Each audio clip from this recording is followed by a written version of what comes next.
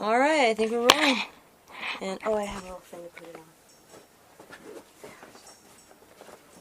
Kind of prop it up a little bit. Alright. Good to go. Like your turtle. Yeah. Alright, I'm Barbara Blake, and I'm in Beaufort talking to Mr. Randy Jackson on November 15th, 2009. So, Randy, will you just start off telling me a little bit about what year did you start working at Beaufort Fisheries? In December of '93. Okay. And I what quit was your... commercial fishing and went there, and was in the maintenance department, just all around maintenance, working on the cooker when the bolts broke in the cooker screw, and bailed fish a lot too in the dump house with Elwood. That's what they called the dump house. And it was really just, they were sucked out of the boat for pump, and they dumped in that dump, and then when it got full, we had to push a button so it would drop them down on a conveyor to go in the roll box so they would know how many fish they had on the boat. That was a counter thing? It counted? You did that? So are you called was that called being the dump man? Or the bailer. Or, well, not a bailer, because the bailer's in the boat. Yeah, you were in the dump house. You were a dump man. Okay. And that's what Big Johnny put me there to do to start with, and then he took me out of that and put me in the maintenance department. Oh, okay, I got you. They needed so much help. Yeah. Because they didn't really have nobody that knew what they were doing at the time. Right. But I'd go back and help Elwood dump fish when he needed a break. I'd go dump fish so he could go eat. Go home and take him a shower. Okay. And because when we were processing, we cooked around the clock. We didn't stop. Once we started, we didn't stop until they were going. Right. Okay, so could you just tell me briefly what was the job of the man in the dump house? He made the ticket out. When the boat got to the dock, they put the hose on her and the bailers to get in her, get ready to bail the fish. And we had a little ticket book. He'd write down the name of the boat, and what time they got there, and what size shad they were. And then they would start bailing, and then he'd start dumping. And you would have to count? We had a counter. It was an electric counter, a little clicker thing on there. And it was a big drum, and it would hold 1,000 fish on the average. Right. Was a dump. Okay. And, so say the Gregory pool came in loaded. How many dumps? How many dumps? Yeah. Probably 1,800, 1,700. So that would be 1,700,000 fish. So that's a lot of pushing. Yep. And when you had 3 or 4 boats there, you had to get them off, and we'd fill the roll boxes up as high as we could, because they were getting so old you couldn't fill them all the way full, or you'd bust them open. And they got so old there at the end. And then you had to stop for a while and let them catch up, and then you go back to bailing. And the Coastal Mariner, she held over 2 million. Holy cow. I got 2,040,000 off one night, and Jules said she couldn't hold that many. He got mad because I got that many fish off. Oh my gosh. There's no way that boat holds that many fish. I said, well, that's what come off her. Yeah. And he went, Elwood, you sure he done that right, Elwood? And Elwood said, yeah. Yeah. That must have been a record. Yeah, he done good with her that year. And so it didn't matter if the fish were tiny or the fish were big, it would be the same count. It'd be 1,000 fish, even though if it was tiny, it'd be more if they were big. Well, it'd be more fish in there, but it'd be the same weight, more or less. Oh, yeah, I gotcha. And more volume. It was more or less like... the same volume of fish. Okay. Well, that makes sense, and it was all processed anyway. Because I always thought it was interesting how... Well, see, but the crew and the captains on the boats, that's how they get paid.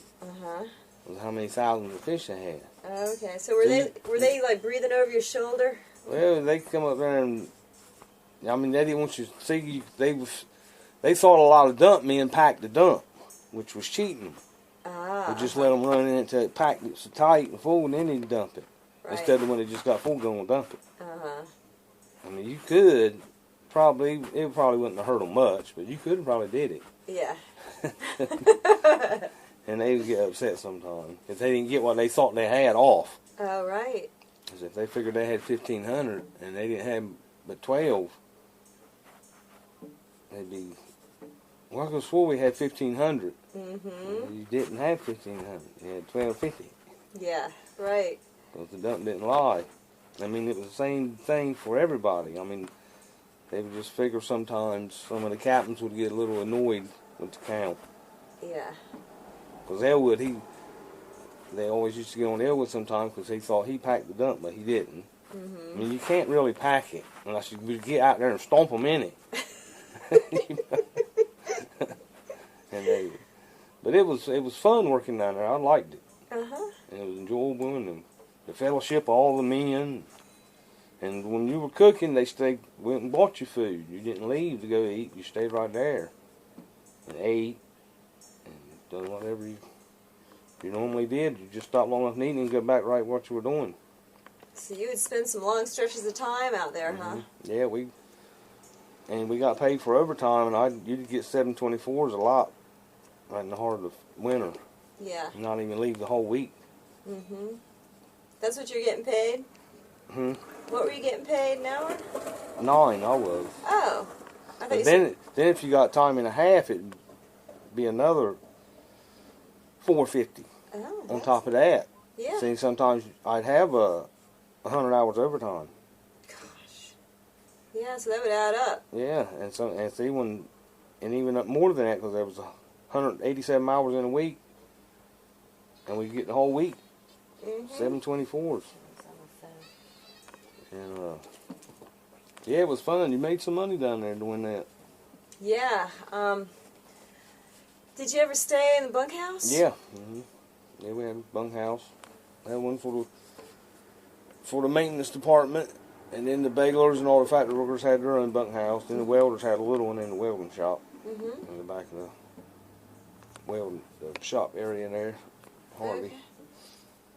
All right, well, Randy, can you kind of walk me through the different parts of the factory, like once the fish were bailed out and counted and dumped, then what happened?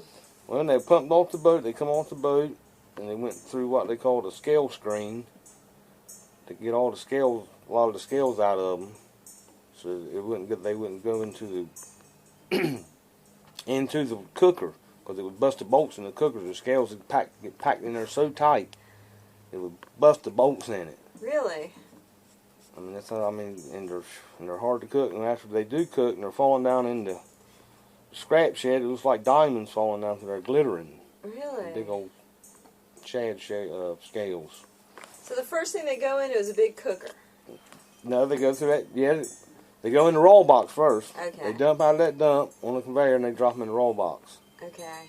And then after we get the boat unloaded, and before we get it unloaded a lot, they'll go ahead and start cooking them.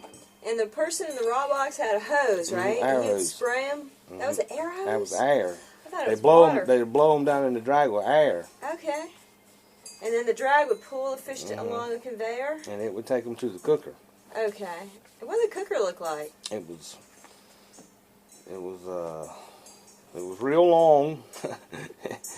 It was just a U-shaped hogger conveyor, but it was converted to steam. It had steam jackets in the bottom of it, and they cooked them with steam. And it had different stages of screws in it. And at the very beginning, it just had bigger screws when it dropped in it. And as it went to the back of the cooker, they got smaller and smaller and smaller. And then in the middle, it had what they call a chopper screw that would help chop them up a little bit. Okay. And then after they steam cooked them, they fell into a press, which was old fruit presses. That was what they called the press room? And they got one sitting down there at the Lennoxville off there on the other side of the road that come out the factory. Oh, do they a press? I don't know what they keep it. Must be just keeping it to put it somewhere so people look at it.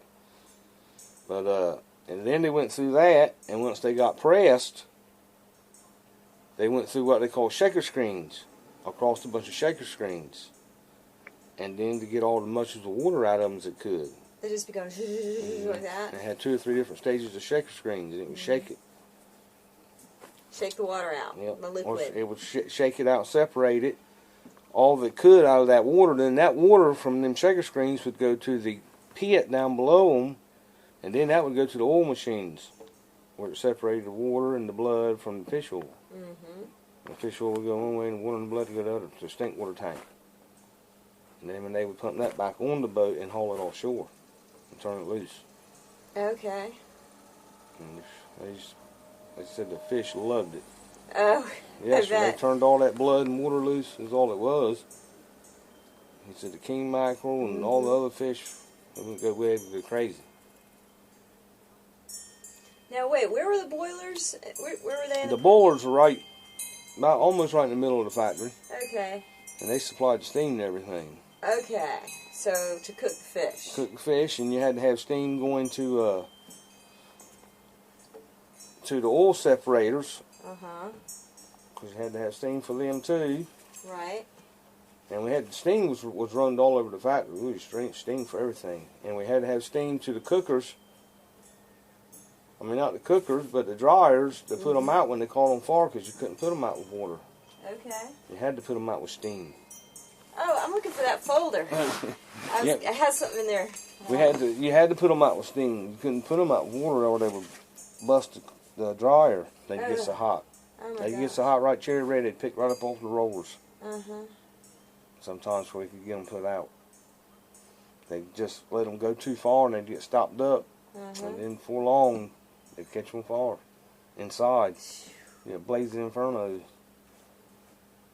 I mean, hot. Yeah.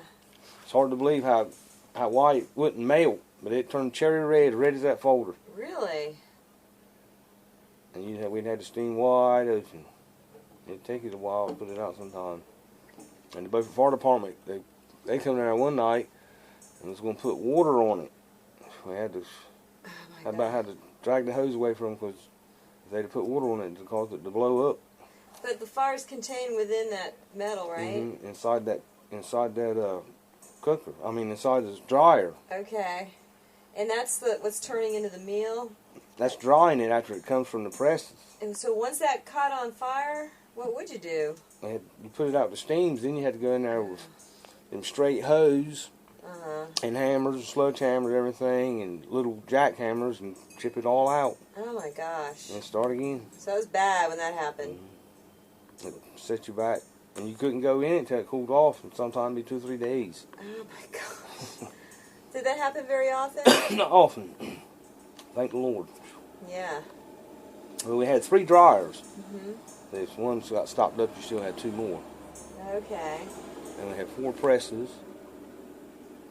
And 6 separators, oil separators, and 2 polishers. Oh yeah, oil separators and polishers. And they were made in Sweden. And they couldn't get parts for them. Jim Bertram was having to make all the parts for them. Oh my gosh. How about that? Yep. So that was once everything was separated. The oil would be getting processed and refined, while the meal once they come out the cooker, they went in and dropped right into the presses. They had 4 presses. And they would press them, and all that blood and water and oil would drop down in the pit underneath the presses. And then a pump would suck it out of that pit across some shaker screens, get all a little more pieces of shad and bone and scales out of the water too, before it would send it to the separators. Right, okay. So it wouldn't stop them up, because it had different plates in it, and it would stop them up real quick. The dirtier the stuff out of the pit was. That's why they'd run it over a screen that had big holes, and another screen had littler holes, and another screen had just a little bit littler holes. And they would keep doing that until they got all the debris out of the water and blood and oil, so they could run it through the machines and get just the oil out of it. Oh. Because that's where the money was at. In that fish oil. Really? More than the meal? Probably just as much, if not more sometimes, because the meal got real cheap one year. Less than $200 a ton. And now it's up there about $1,500. Wow. Man, there could be money made right now, huh? Yes, sir. I wish they hadn't never shut down. Yeah. Did you work right to the end? How'd you know it was shutting down? That last winter we worked, they said they weren't going to, because they were trying to get a deal for Mega Protein, and it fell through, and they said they weren't going to reopen. They were going to sell the boats. So that was the end of it. Yeah, well that's a shame, because that was some good work, wasn't it? it was a good job, and you could depend on it. Mm-hmm. Yeah. And so, since then, you've worked at the heating and air conditioning place? I worked for Mystery Tours for a while, in tour boat. Oh. It's just seasonal, 6 months a year. And yeah. Yeah, it was a good job. It was fun. So those different, like the press room and the oil room and the scrap house, did different people get assigned to those different areas? Yeah, you had certain people watched the cooker. Of course, when I first started, there was one man done the cooker, and he was old man Willard. Oh, okay. I can't remember his first name. I don't know if that was his first or last name. But anyway, he run the cooker, and nobody else did. That was his job. Okay. I mean, Is he still alive? No, I think he's dead. And Zeke run the presses. He run the press room and took care of all the pumps, more or less when the factory was running. In case when a pump would break down, he'd come get me or Harvey or Elwood, because we were in the maintenance department. And Zeke? They go fix it. And Zeke, I don't know if he's still alive or not. He's not. He passed away about a year or so ago. But me and him was real good friends. He was a good fella. Yeah. I remember him too. He was real sweet. Good. Because I didn't mind doing nothing he asked me. And the rest of them boys wouldn't help him do stuff. They just let him do it, stand there and watch him. Yeah. I mean, it just wouldn't. And then I would go there and do stuff for him. And he liked me. He was a good fella. And see, William Bryan, he'd run the oil room, Puddin's daddy. William Bryan, Prentice was his last name. And he was he the one that got burned real bad? Yeah, the acid we've been processing. Or was it his son? It was him, William Bryan. Okay. And you can't put that caustic in the caustic tank when it's hot, or it'll foam up, boil over on you. I mean, you can do it, but you got to run quick and get away from it, and then wash it down with a hose. And it's caustic. It's the acid they use to clean them parts in them oil machines, the bowls and stuff. It's real strong. When it's hot, when it's cold, you stick your hand right in it, and you got to wash it off. Right. But it won't hurt you. But when it's hot, you stick your hand in it, it'll take the skin off you right then. Oh my and if you leave your hand in it, it'll probably dissolve it. And he just was sleepy and just thought it was cool enough, I guess, and shoveled some in it and just turned around. And he did it, boiled all over him. Even up. I met him and Johnny coming out.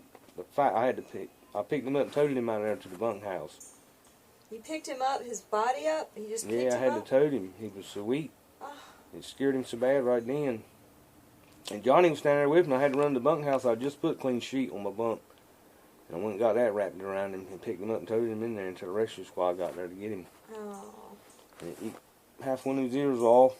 And he's still alive, William Bryan is. And messed one of his eyes up. Where does he live?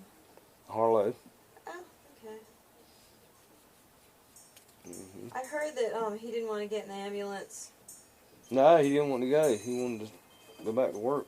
And he said he was too dirty. Probably. Yeah. He was a good fella, William Bryan was. So he always did the work in the oil. And Ross run the dryer room. Oh, okay.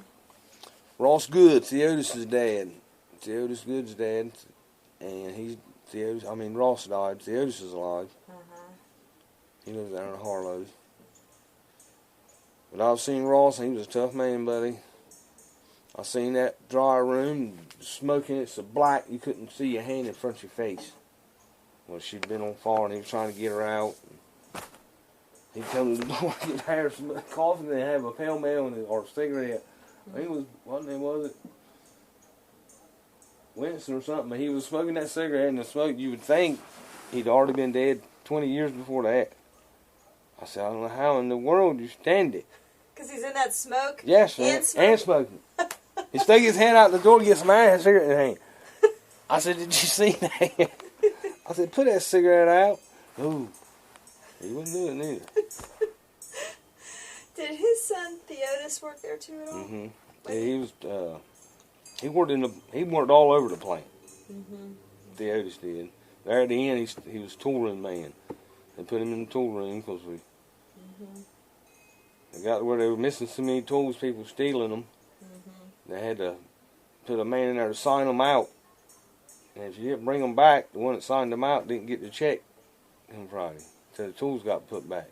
So that would make you watch them tools and bring them back when you got through with them. That's right. That's right. They had so many missing. They were stealing them left and right. And so who was working the scrap house? Scrap house was Sherman. Worked up there right good while I was there. Him Sherman? and Sherman, what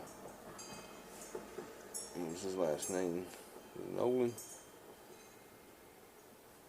And his brother, he'd run the dryers in there with Ross. He helped Ross. Sean. And I can't remember what their last name was. And little Lynn worked up there with him a lot. I think he died too. He was a little old short colored man, drank all the time. And God, I can't hear the other old fella.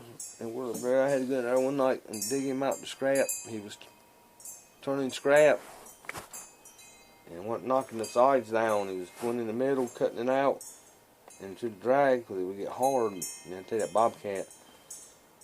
And he went and cutting the sides down as he was cutting up the middle, and it caved in on him and covered him with clip. You couldn't see him or the tractor. Gosh. And somebody was there to see that. No, I went in there looking for him. We hadn't seen him, and he was still sitting there in it. Bobcat. He had just a little place there that didn't cover his face. And he was just waiting? I seen the smoke coming out the scrap. I knew he was in it from the bobcat.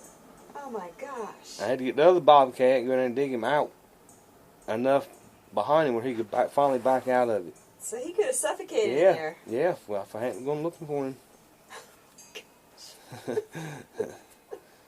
I said, hey. Was he scared? No, he was alright. What was his name?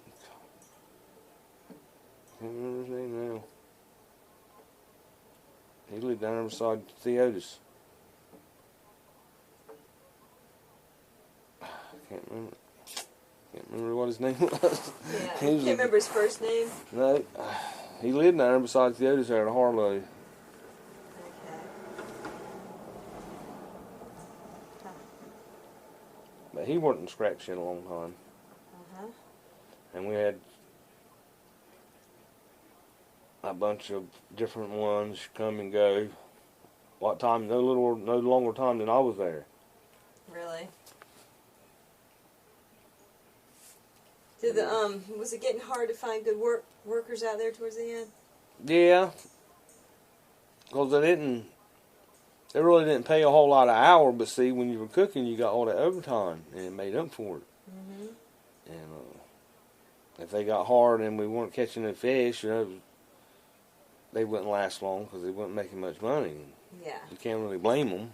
Right. You got to make some money. And yeah, it was at the end hard to find people who wanted to work. So, what do you think that the worst job in the factory was? The worst job, my job. What was your job then? They had to fix everything when it broke, and crawl through maggots and spider webs.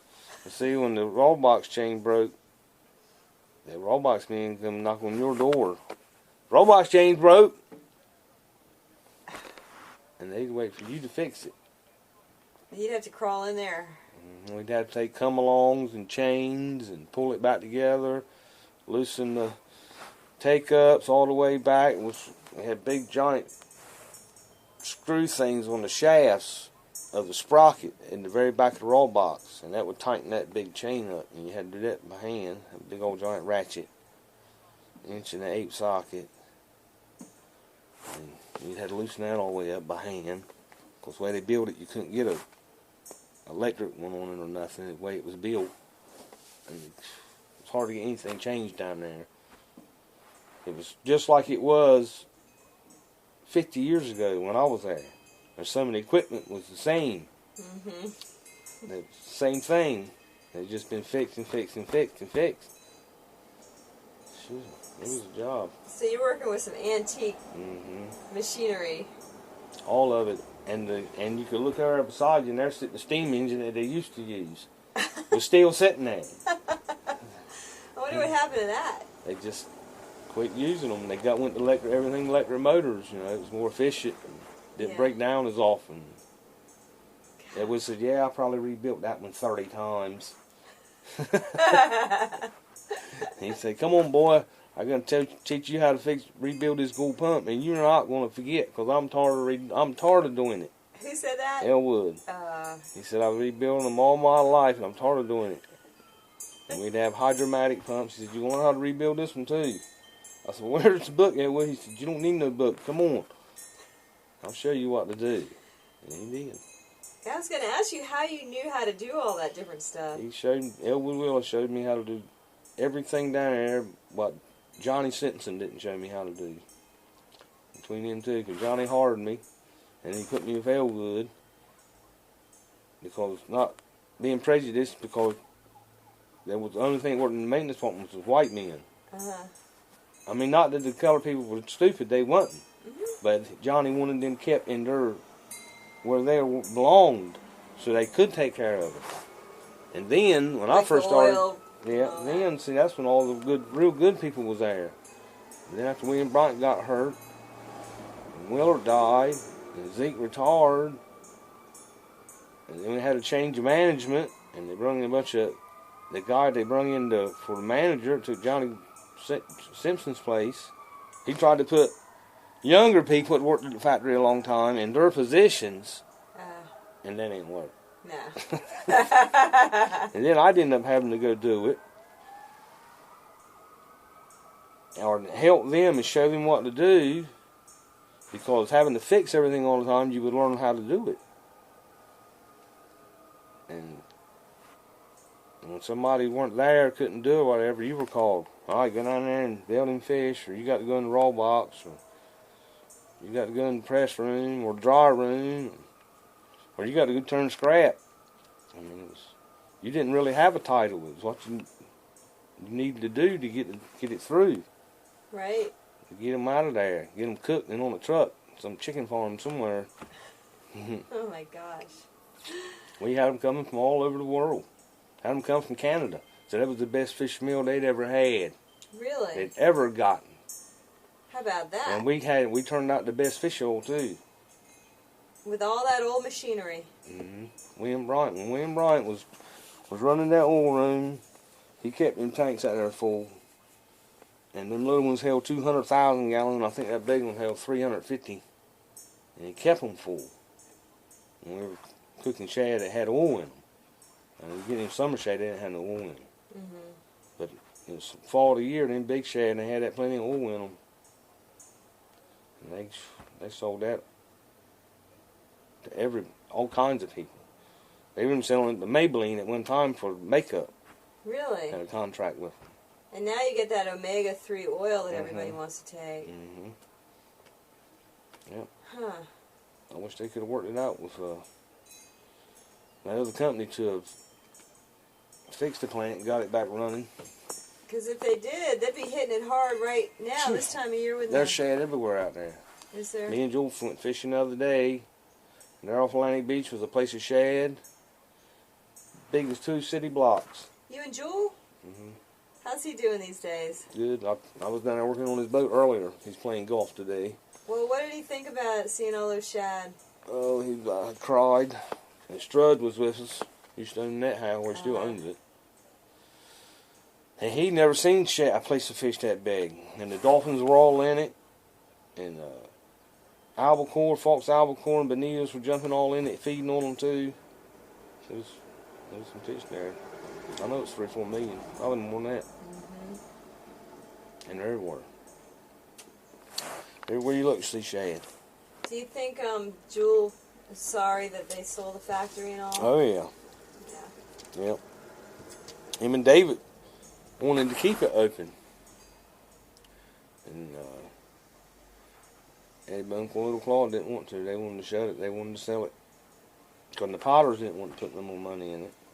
Yeah. They just wanted their money out of it every year, and they didn't want to never put nothing back in it. Right. And they wouldn't have had to put much back in it. What time I was there, if they'd just spent $1 million every year, just $1 million, and fixed the worst part that needed fixing. Don't go buy something you don't need. Yeah. And that's a lot. They would do that a lot of times. And it'd still be in good shape. Mm-hmm. And the environmentalists was going to make them build a pollution plant, but they could have done it. Mm-hmm. They could have been done. They wouldn't have been no big deal. Yep. Because all these condo places over here have their own sewer and pollution plant. Yeah. But we had a lot of runoff, but they could have still done it. Because a lot of our runoff was biodegradable to start with. But they got to where they still considered that dumpage. Oh. Even though it was just blood and water and slime coming out in raw boxes into the creek. Uh-huh. So you could go down there and catch a sheephead that big, and the eels were milling all under there and pinfish, and they wasn't killing nothing, all that stuff down there. Yep. I mean, if it had been killing everything, you wouldn't have been nothing down there. Well, so what do you think about Beaufort today in Carteret County? No fish factory.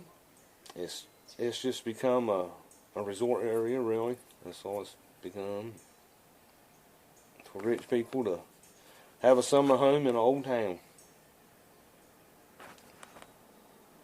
Yeah. That's about all it is. I'm trying to make all the money I can off them putting air conditioning in the houses. There you go. Who's you commercial fish with? I fished for Billy Smith and You Kenny did? Pittman. Oh. I worked on the Tweedles, the Leslie and Charles, the Kimberly and Catherine. So you're working on the scallop boats and flounder and all that? Mm. Going up to New Jersey and Virginia? We've been as far north as you can go to the Grand Banks. Oh, wow. Scalloping up there. We were closer to Nova Scotia than we were Cape Cod. They're the same area where they made that movie, The Perfect Storm. Mm-hmm. Did you hear that? Oh yeah. Yeah. The sea tracker. She come right down here to Gary Smith's, pulled hers all the time, that boat. That's where I saw that. I Mhm. saw that. She was from Cape May. She was a nice little boat. And the Roses from Broad Creek, were they originally from Lennoxville? I don't know. That was because there's a set from Broad Creek. That man up there owns. There's 2 or 3 families up there at Broad Creek that's got fish houses that own scallop boats and stuff. And I don't know. I never knew him that good. My stepfather did, Carl Cannon. I worked on a boat with him a long time. I used to have Cannon Seafood there where Discovery Diving is. Oh. That's where I grew up. Oh, really? He was my stepfather. Had a fish house right there. It was called Cannon Seafood? And he had a trawler to Julie Marie, which was 56 foot. He finally sold her, and then he went to work for Kenny Pittman. Then I went to work with him for Kenny on the Captain Ken. And we got the Lady Kimberly. We went on her. And I worked with Wayne Banks and Miss Julie in Pamlico County. He was Carl's nephew. And I worked on Sherry H. Got Michael, Cheryl Ann. Wow. The Mystery, Diamond City. William H. Smith. And on. I never worked on the. I never worked on her. I worked on William H., Kimberly and Catherine, Tweed, and Leslie and Charles. Worked on a lot of boats. So,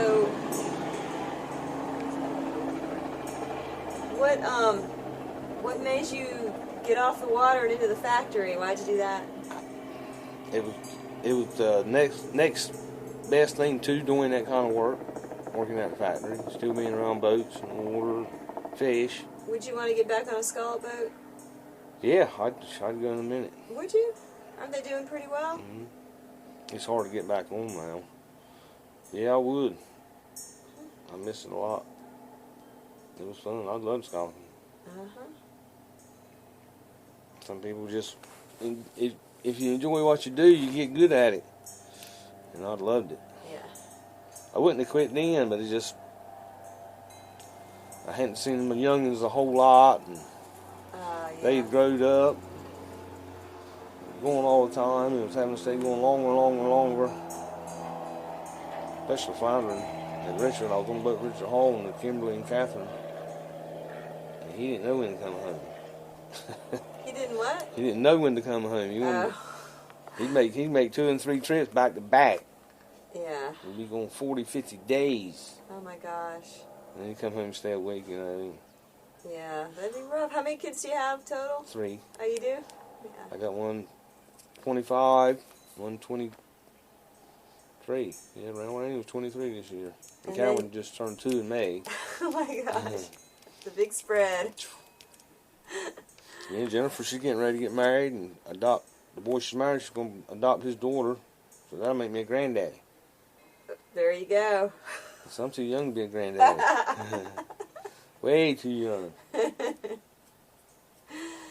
Yeah, funny how that stuff happens to you. Even though you're not ready. All right, Randy, well, anything else you'd like to add about working at the fish factory? No, I wish it was still there. It was enjoyable. It was hard. Nasty. I mean, it was a nasty job. I mean, you had to like it to stay there. Well, I threw more clothes away. I mean, you just ruin it. You can't bring it home and put it in your washing machine. It was ruined. Yeah. Just throw it away. It just smelled so bad. Not just grease. Because you had to do something like fix a roll box chain. And when you finally got through with it, you'd be destroyed, head to toe, grease, slime. It was terrible. How could you stand being in there with those maggots and all that rotten fish? You got used to it. You see them crawling across the floor like the floor was moving. You had to look twice. Oh my God. And Elwood would walk across them and they'd pop under your feet. Elwood said, "You know what that is, boy?" I said, "No, what is that?" He said, "That's crackling corn." He'd walk across and crackling, especially in the lights or night. The power would be knocked out or something. You had to walk in through somewhere in the summertime. Spider webs all over you. Oh my gosh. And if they laid everybody off and it sit up all summer, you go back there that fall to start fishing, you look down the hallways beside them roll boxes that went up with one solid spider web. I'm kidding you. I mean, you couldn't. Like a haunted house. You'd never stood it. If you took a normal person and put them in it and then cut light on, they'd lost it. Oh, them spider webs. I mean, them big spiders too. We'd had to get sticks, beat them down. Oh my God. Next day, they'd be right back. Spider webs. They were determined. They were more determined than we were. They must have liked the smell of fish. They loved that factory, I tell you. I don't know where all of them went when they tore it down. How about all those cats? The cats, I think they got most of them, the Humane Society. So I went down there one afternoon after they hadn't sold it yet. And there was about 15 or 20 of them cat cages down there, or traps, about that long. They were trying to catch them. And it was some living under the dock there to that little park there by the boat ramp. And it was 2 or 3 people going down there feeding them. I don't know if they're still there or not. It might be. I remember old Levi Beveridge, who used to work in the net house, and he used to feed those cats. Yep. Yeah, Lee, he run the net house after Levi left. Yep. Him and Nadine worked there with him for a while. But Lee was there when I first started. I don't know how long Lee's been there. A long time. Oh, yeah. And he'd worked down in the Gulf on shad boats, too. Did you ever go out on a boat? I worked one winter, I should say, on the Sea Hornet. I was going to go cook. On what boat? The Sea Hornet. And she's the one that went ashore there by Drum Inlet that day.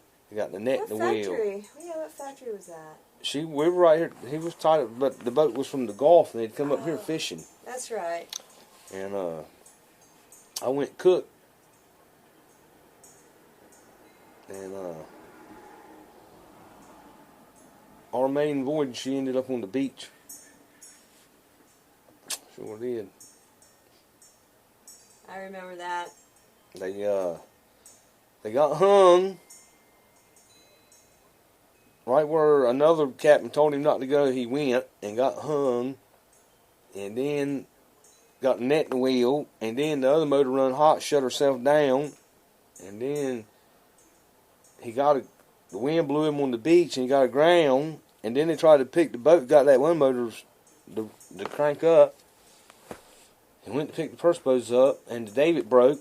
One of the purse boats fell and sunk. and before that happened, they were trying to get the net up, but it was hung, and she come up in a swell, and it broke the boom out off the mast. That's come falling down. Oh my gosh. That was a captain from Louisiana, Yes, right? that was the time. He didn't really know the waters. No. Yeah. And she was one of them mud boats, what they call a mud boat, flat bottom, bad time. And that was the one time you were working? I didn't go back. I said I better go and stay at the factory. It's like they didn't blame you for being a jinx. Yeah, I said, nah. Oh my gosh. All right, Randy, well, that's all my questions. All right. I appreciate it, but You're welcome. I've got a...